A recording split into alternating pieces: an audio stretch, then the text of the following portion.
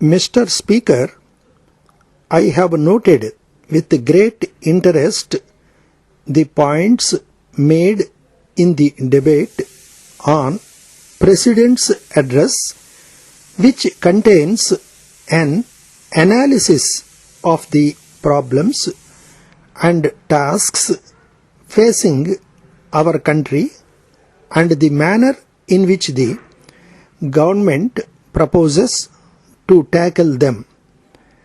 A great deal of concern was expressed by many members regarding the economic situation. In presenting the budget yesterday, the Finance Minister has already referred to the difficulties which we are facing at present in the economic field.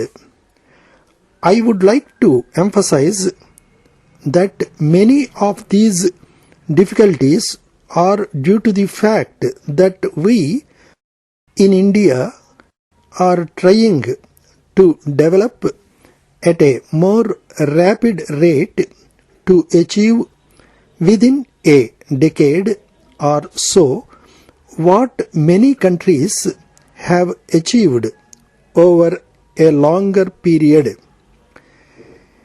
This is not mere an idealism, as has been mentioned by many people, but is a necessity for a country placed as India is. It may be easy to slow down our development, and I am sure that neither the House nor the country would wish this to happen.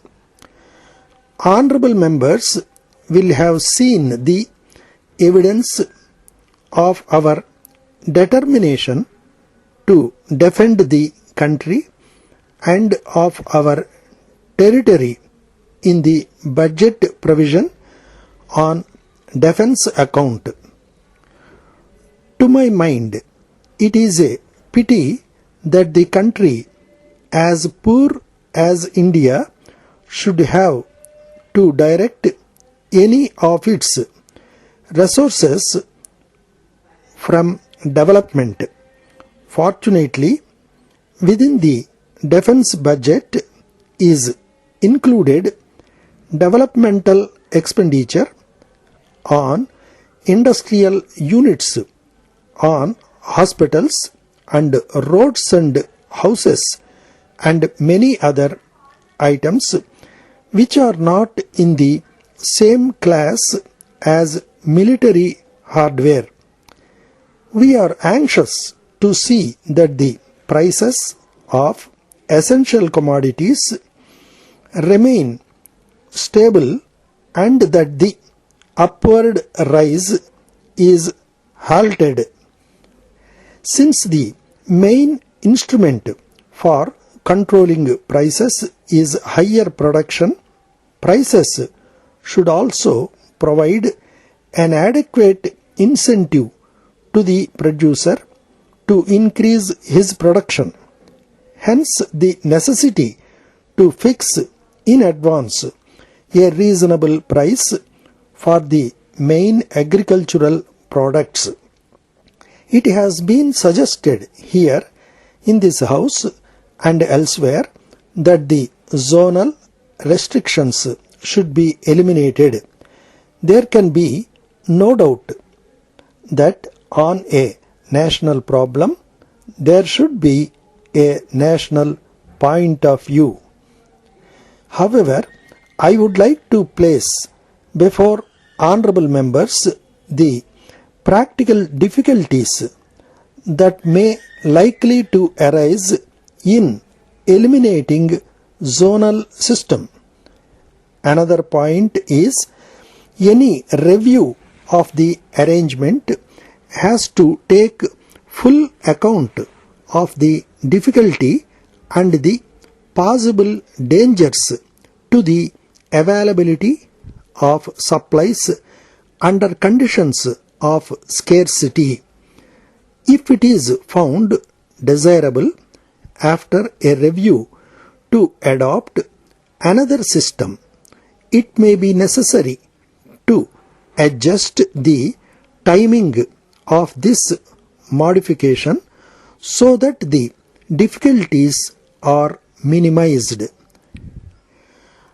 I am glad to say that because of the recent rains, the position of wheat supply seems to have improved somewhat, but rice continues to be scarce and I am afraid will remain so. This is not because we do not want to get rice, but rice is today a scarce commodity in the world market.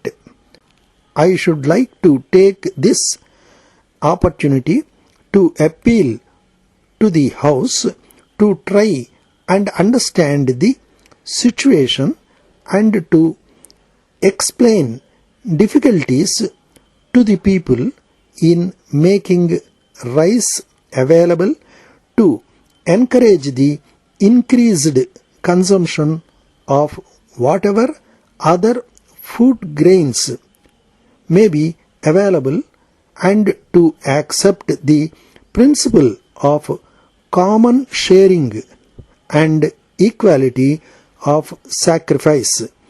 The surplus states must part not only with what they can easily spare, but even over and above that, even if it affects the consumers. Dear sirs, we shall be obliged if you will arrange to have your premises ready for our inspector, Mr. George, on Monday morning next, when he will call at 10 o'clock. It will be necessary for him to report in full to us before we can reply to your inquiries. It is unlikely that any difficulties will arise, but we are compelled to make sure of details. We have no hesitation in promising that we will do our best for you and that we will give you the full benefit of our wide experience and expert knowledge. We have asked our inspector to let us have his report by first post on Tuesday, upon which day we will endeavour to forward our suggestions, etc. to you. We are pleased to receive your appreciation of work that we carried out for you in July last. The plant installed then was the most up-to-date in the country. It is still the most up-to-date, and although the capital outlay was considerable, the expenditure was advisable. Unfortunately, too many manufacturers foolishly sacrifice efficiency for false economy. We always base our advice on what ought to be done, not what can be done for a specified amount, and leave our clients to ask for modifications. We recall our policy because we hope that you will bear it in mind when you hear from us concerning the proposals. yours faithfully.